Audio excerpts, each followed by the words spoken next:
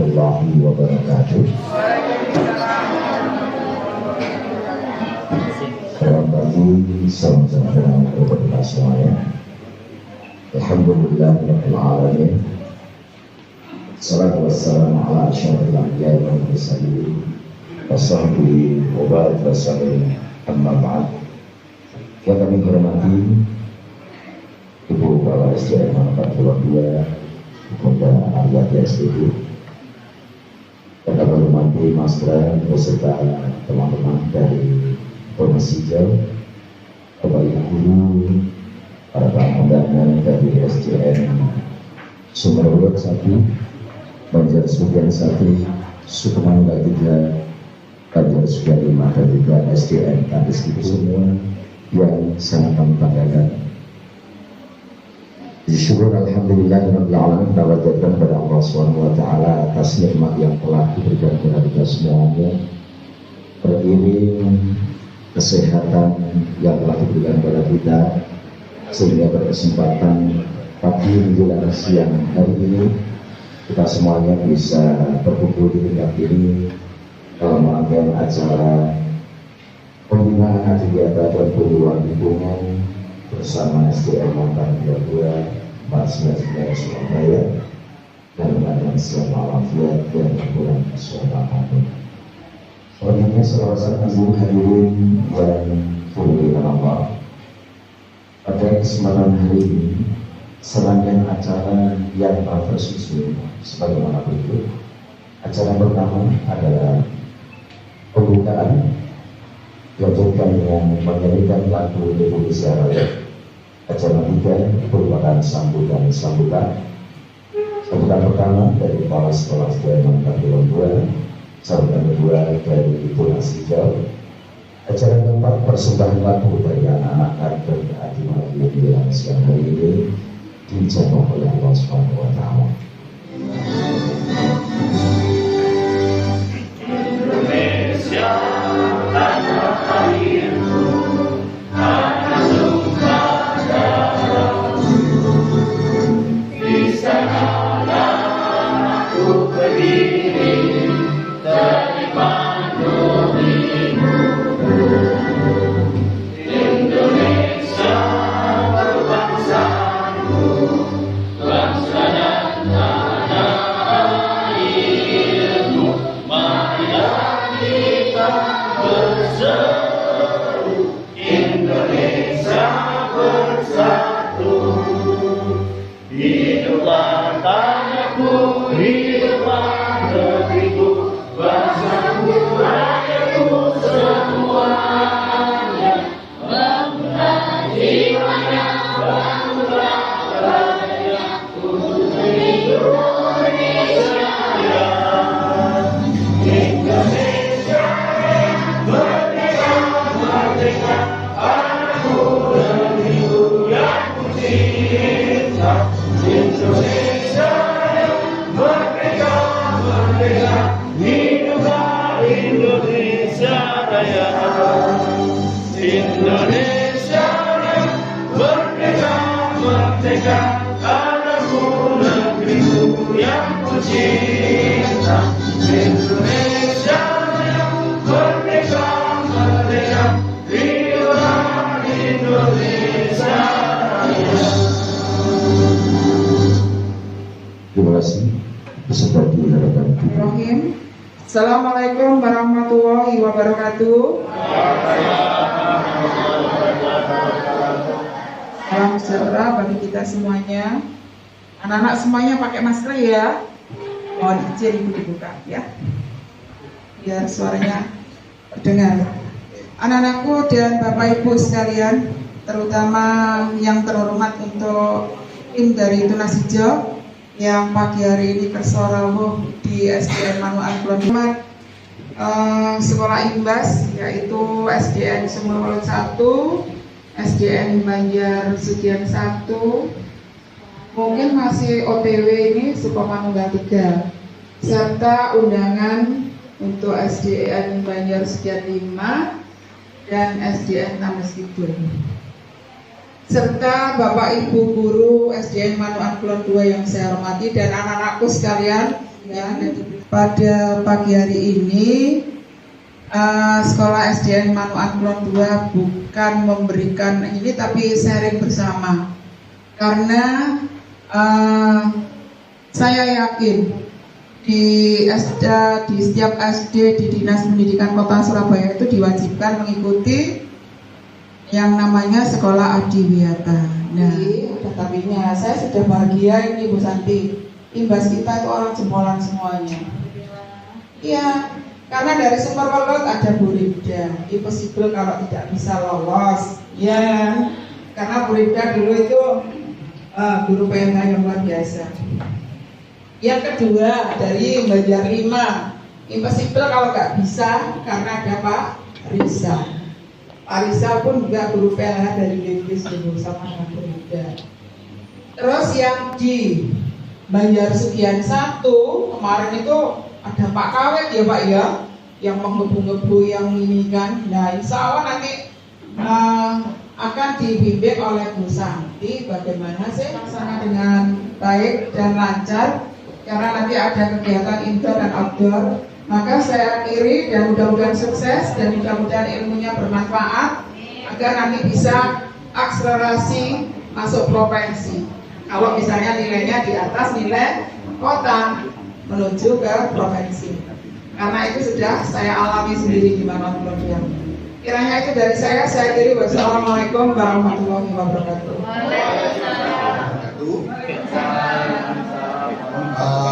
Ini agak panjang-panjang aja ya, karena ini juga ya, momentum bagus buat kita ya, karena alhamdulillah pandemi sudah mulai berkurang, kemudian protokol kesehatan juga sudah mulai dilonggarkan sedikit. Ya, jadi waktunya bagi kita untuk kembali bagaimana menata lingkungan sekolah ya, yang sempat sekarang kita dalam tangan, di mana tahun 2022 ini musim panas mungkin Kablam sendiri ngitung itu sudah mungkin cuma sekitar 3 bulan. Yang panas, benar-benar panas ya. Mungkin tidak hujan mungkin sekitar 3-4 bulan. Sekarang aja sudah musim hujan sudah mulai turun karena sudah mulai deras. Ya, artinya cuaca kita sudah mulai sudah nyata ya. Assalamualaikum warahmatullahi wabarakatuh. Terima kasih dan mudah-mudahan aplausnya untuk Mas Bram.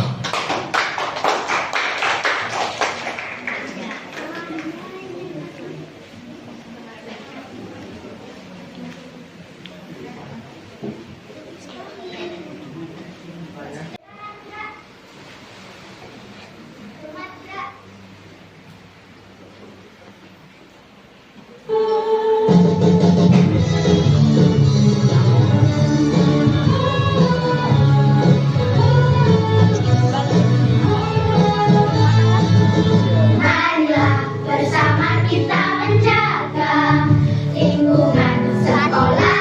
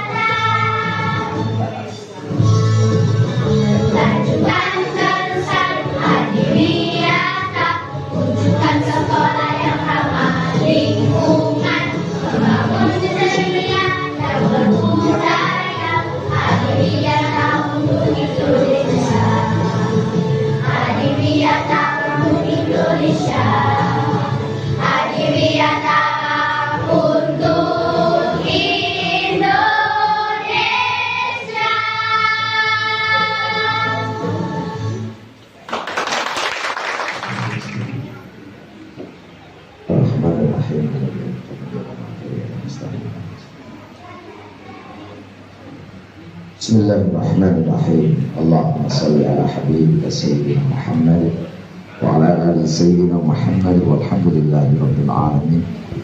Allahumma salli ala Sayyidina Muhammadin salatan tunjina biha min jami'il ahwali wal afat wa taqdi lana biha jami'al hajat wa tutahhiruna biha min sayyi'at wa tarfa'una biha ala darajat wa tuballighuna biha awsal ghayat min jami'il khairat fil hayati wa ba'da al-mamat. Allahumma sallimna wal muslimin wa afina wal muslimin wa afu anna wa alaikum muslimin wa qina wa iyyahum min syarri masa'ib ad-dunya wad din. Rabbana la tu'akhidhna in walhamdulillahi rabbil alamin. Amin ya Allah. Beribu terima kasih kepada Bapak Ibu undangan dan sekolah Imbas yang sudah datang ke SDN Pangkalan Kulon 2 hari ini. Acara ini kami selenggarakan sebagai program binaan untuk sekolah Imbas agar lebih mudah dalam penyusunan dokumen dan pengembangan pokja-pokja di sekolah. Untuk acara selanjutnya yaitu kita menginjak pada acara inti. Hari ini kita akan ada 2 kegiatan. Yang pertama adalah paparan materi lingkungan oleh Dinas Hijau.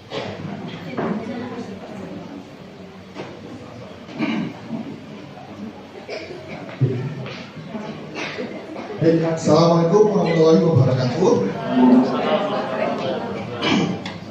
Mungkin teman-teman ya, adik-adik, bapak ibu guru ya, mungkin sudah sering melihat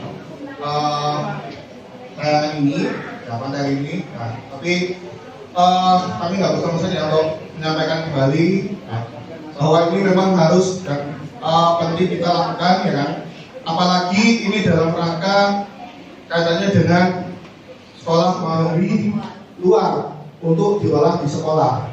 Dan yang jadi masalah ya kan, kebanyakan barang-barang seperti ini hanya jadi pajangan di sekolah. Akhirnya jadi sampah baru dari sekolah menjadi TPA baru. Nah itu yang sangat dihindari di Adiwiata. Jadi Bapak Ibu ya, apa yang nanti ada di dokumen Adiwiata itu jangan terlalu kaku.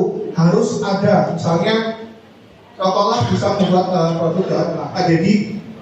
Ya, Pak Dedi Avianto itu paling tegas.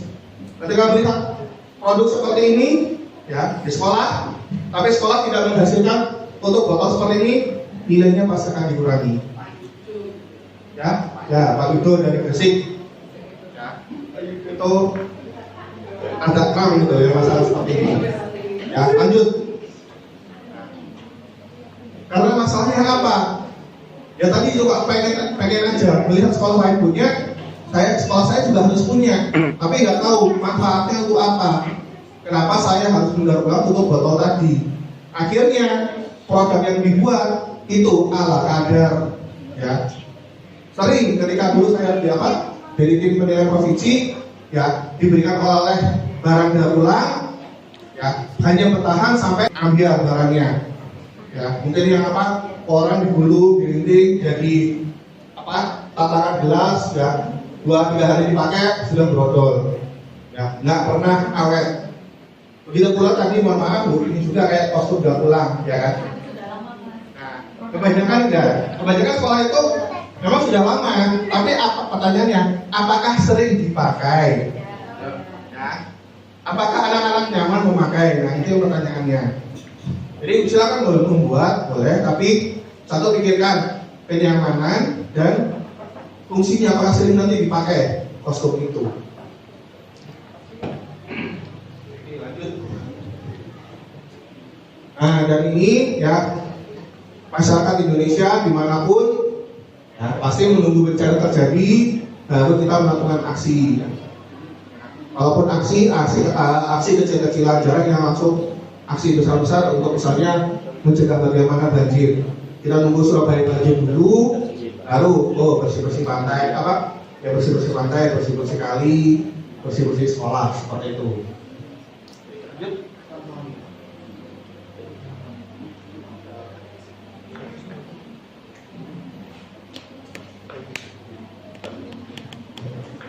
Baik, jadi nanti Bapak Ibu ya, kalau kita bicara masalah isu lingkungan itu banyak ya, ada sampah, energi pencemaran air, kekeringan, kemarahan yang berbulan liar, banyak. Cuma nanti kalau yang kita bahas di sekolah itu nggak semua. Kita melihat apa yang ada di sekitar kita saja. Yang lainnya cukup menjadi ilmu pengetahuan. Misalnya perburuan liar. Di Surabaya ada nggak hewan liar? Selain kucing, tikus, kecoa. Ada nggak hewan liar di Surabaya? Ya?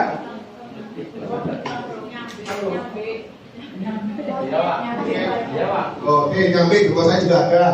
Nah, tapi apakah ada orang rame-rame untuk berburu hewan liar? Ya? Dulu nyampe kok saya sudah biar ibu di atap kamar lapor ya. Jadi kalau seperti ibu kebunnya kan, karena kita nggak banyak hewan liar ya udah kita biarin. Tapi bagaimana dengan sampah? Ada yang tahu kenapa sampah kok susah dihilangkan? Ayo, mungkin adik-adiknya, bapak ibu silakan. Mungkin kalau ada yang mau jawab, ayo ini kabar terakhir nanti. Berdua ada jajan ya di luar? Ya, nggak ada ya. Ya wis, ada artinya jadi 10.000. Buat adik-adiknya aja. Kalau bapak ibu guru itu ada di belakang. Ayo, ada yang mau jawab? Ada yang mau coba? Angkat tangan. Nama sekolah. Yang satu. Nama? Nabila Jelita Putri. Oke. Terus kenapa kok sampah susah dihilangkan? Karena susah diurai. Karena susah Diurai. Oke. Masih kurang tepat. Siapa lagi tadi? Ya, nggak jadi. Ayo, mungkin bapak ibu gurunya mau mencoba silakan. Kenapa kok sampah itu susah dihilangkan? Mau coba? Ayo, kenapa? Padahal setiap hari sudah bersih-bersih sampah sudah diolah. Tapi kenapa kok masih ada? Yang satu, namanya Pak Ainul. Kenapa sampah susah dihilangkan? Karena sampah tersebut sering ditimbun. Oke, sampah sering ditimbun. Tapi kenapa kok masih ditimbun, Pak? Nah, ya, kan masih ada sampah baru kan? Oke, terakhir masih ada yang mau mencoba? Oke, 2 ini.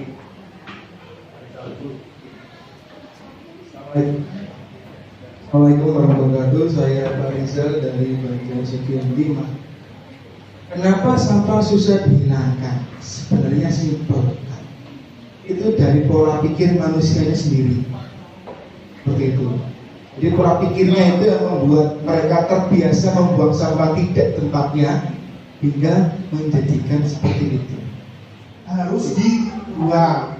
Itu kita diajarkan sama orang tua kita, sama bapak ibu guru. Nah, itu ada sampah tolong dibuang. Itu ada sampah tolong dibuang. Ya. Kenapa masa kita sudah jelas kalau sampah misalnya kayak ini. Ini sudah sampah, wis buang aja. Coba misalnya kita simpan mindset bahwa sampah itu ternyata masih berguna, ya kan? Pasti kita akan simpan dulu. Suatu saat pasti akan kita manfaatkan lagi. Misalnya apa? Tadi dijual apa? Tidak ulang, kita jual, harganya bisa lebih tinggi. Ya, bisa jadi misalnya tapi kita dengan kita pikir kan sudah tidak bermanfaat kan? Padahal kalau misalnya kita olah jadi kompos, terus kompos yang kita gunakan untuk pembibitan tanaman hias, kita jual, nah harganya kan akan lebih tinggi lagi. Dari ketiga fase tadi Ya. tidak perlu dilakukan semua. Yang perlu tahapan dilakukan pertama adalah reduce, mengurangi dulu. Kita kurangi dulu yang pertama. Terus Setelah kita kurangi, sampah itu masih tetap ada, baru kita reuse, menggunakan. Setelah itu baru kita recycle, itu yang terakhir. Tapi yang pertama, kurangi produksi sampah dari kita sendiri. oke, kenapa kok harus itu? Tadi namanya reduce, reuse, recycle. Iya. Kenapa kok seperti itu, Bu? Ya kan harus dikurangi dulu. Nggak bisa kan langsung misalnya tetap ada botol plastik misalnya. Kita kurangi dulu, kita pakai tumbler misalnya, dikurangi dulu. Saya langsung mau ke recycle bisa? Ya boleh, kurangi dulu. Makanya tadi pola pikir dari kita, pola pikirnya, mindset kita diganti dulu. Yang pertama tidak, kalau recycle kan kita nambah sampah. Enggak. Ya nambah sampah dong. Nambah sampah recycle itu. Jadi yang pertama kurangi dulu sampahnya. dari kita dulu. Di produksi yang kita menghasilkan sampah, misalnya sampah plastik. Ini kalau ini tahu tukik nggak? Ada yang tahu tukik? Tukik anak penyu. Penyu yang masih kecil namanya tukik ya. Nanti tapi ketika di beda itu ada potongan kepingan plastik. Plastiknya bukan plastik buku ini, tapi yang keras kayak plastik apa? Casing HP. Iya, ini yang keras ya kan. Terus lanjut.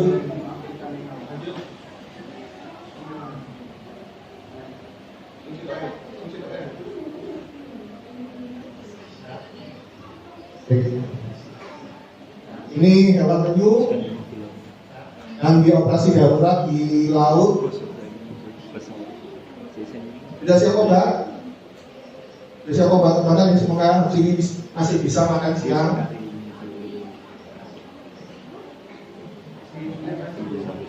Jangan dilihat darahnya, tapi lihat sakitnya seperti apa.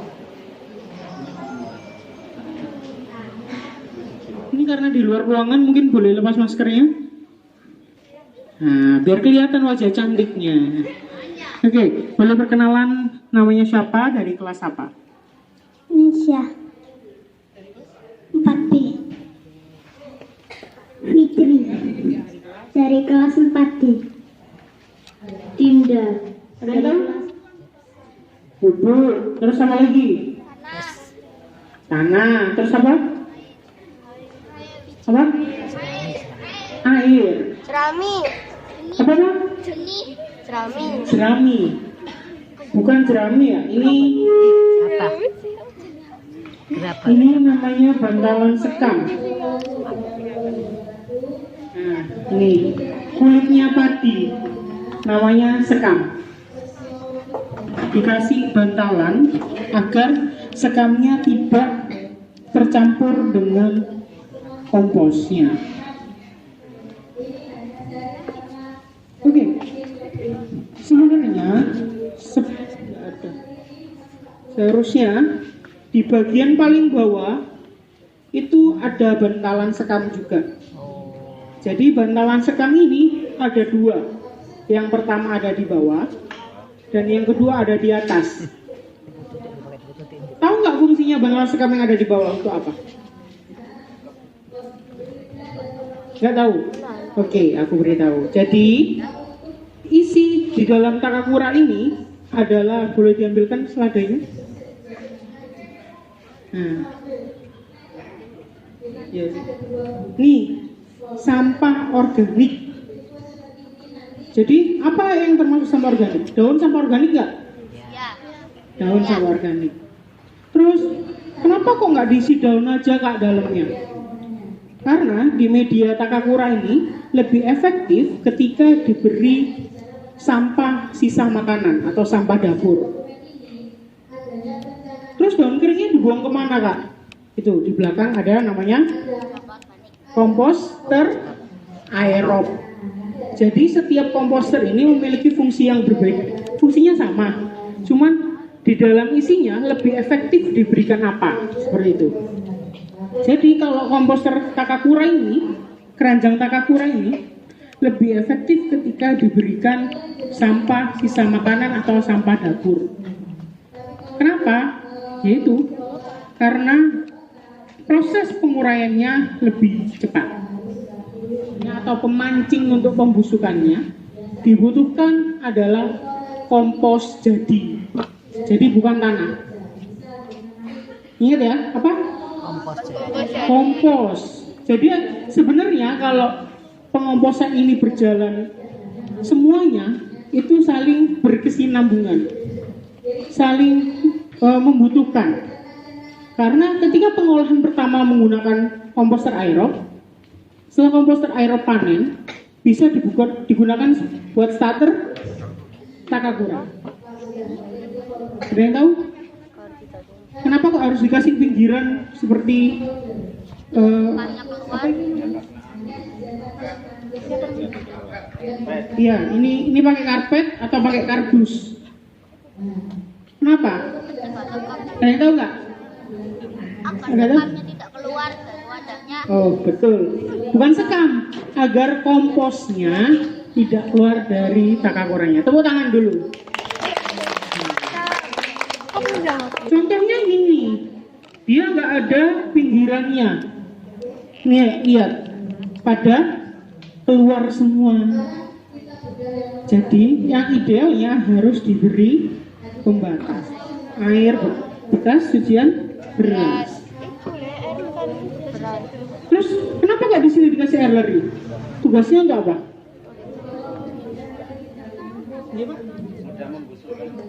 Mudah membusukkan. Biar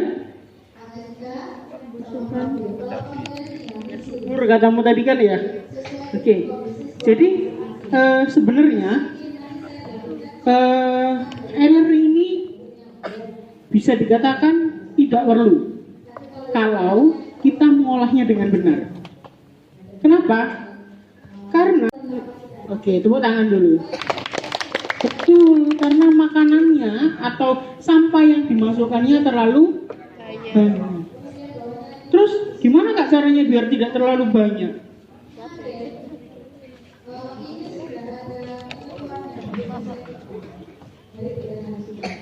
Oke. Terus ketika kita isi dengan sisa makanan, umpamanya ini sisa makanannya ya, kita harus diaduk dulu agar tidak ada yang menggumpal. Oke, kita aduk. Terus gimana caranya kita bisa membandingkan 3:1? Nah, ketika kita sudah aduk, kita sudah tercampur dengan yang bawah. Terus kan begini. Terus masih ada sisa makanan yang di atasnya. Berarti harus ditambahkan komposnya.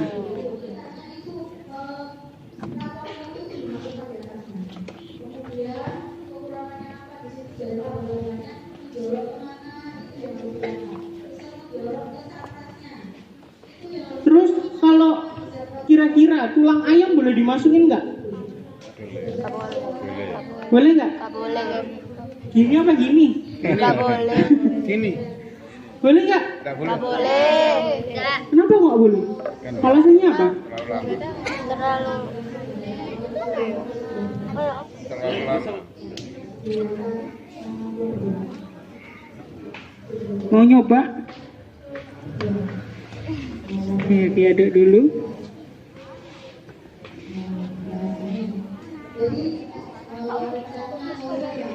Oke.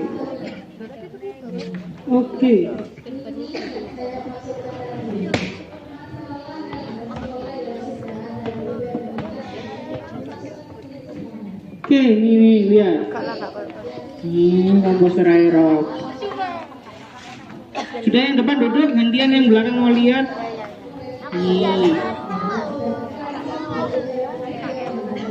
Ini namanya komposter aerob. Dia lebih efektif jika diisi dengan sampah organik. Ini apa isinya? Sampah Organik. daun. Sampah organik itu sisa makanan juga sampah organik. Jadi dia lebih efektif jika dimasukkan sampah daun. Yang apa? Yang sudah membusuk, yang mau menjadi kompos. Kenapa kalau dia dari daun kering ini bisa seperti itu? Nah, betul, karena dia membutuhkan air untuk proses pelembapan. Jadi kalau takakura itu kita hanya perlu mengisi. Tapi kalau komposter aerob kita mengisi dan menyiram. Kenapa kok perlu disiram? Ya karena dia nggak dalam proses. Ya. Terus Kak, tapi kalau komposter aerob itu prosesnya lama. Memang lama. Karena dia secara alami kenapa kok bawahnya lubang? Karena dia cara masuknya mikroorganisme tanah ke dalam kompos untuk melakukan pembusukan daun.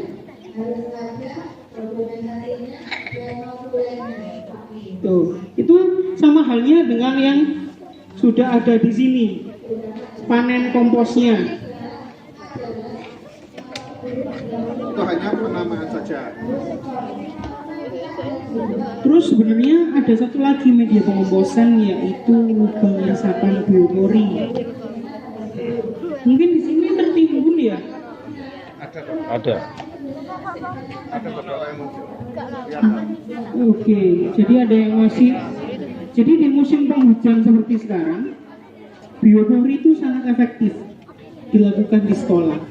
Penghujan seperti sekarang itu akan lebih cepat membusuknya karena selalu ada genangan air atau air yang masuk ke dalam. Sebulan 2 bulan bisa langsung dipanen kalau lubang resapan biopori. Oke, ada yang ditanyakan? Bisa ya, jadi caranya mudah. Jadi kan kalau menggunakan lem mineral, otomatis kan kapasitasnya lebih kecil daripada ini. Yang galonnya kan ya. Iya. Itu jadi kan. Nah, kalau kompos kita pakai untuk bibit ini pohon yang daun-daunan yang di pot yang di tanah, kita butuh kompos. Tapi kalau hidroponik ya kita pakai ini. Ini adalah nutrisi khusus. Sebenarnya sama dengan kompos ya. Cuman ini kita ekstrak lagi di dalam kompos ya. Di dalam kompos ini ya, ini ada kandungannya ini semua ya. Di sini ada ditulis ya, N total kalsium, kalium, mangan ya, itu ada kandungannya di sini. Cuman sangat sedikit.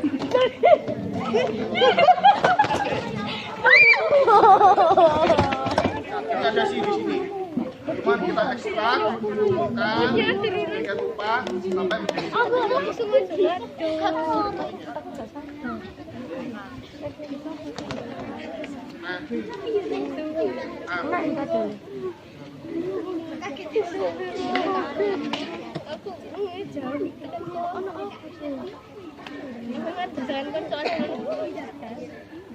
ini ada 2 macam. Lumayan. Ada 2 macam. Sih, yang mana ini harus dipakai bersamaan, nggak bisa dipakai salah satu karena ini kandungannya berbeda ya. Itu kalau disebut namanya nutrisi A dan nutrisi E. Nah. Yang A itu yang contohnya kayak apa kak? A itu misalnya kalau kamu makan nasi goreng, pecel lele, penyetan telur ya. Itu yang A. Kalau yang B itu ibaratnya kamu makan buah-buahan ya. Kak, itu kan kok kayak bahan kimia. Ini bahan kimia atau bukan? Tahu dari mana bukan? Kimia. Ini bahan kimia.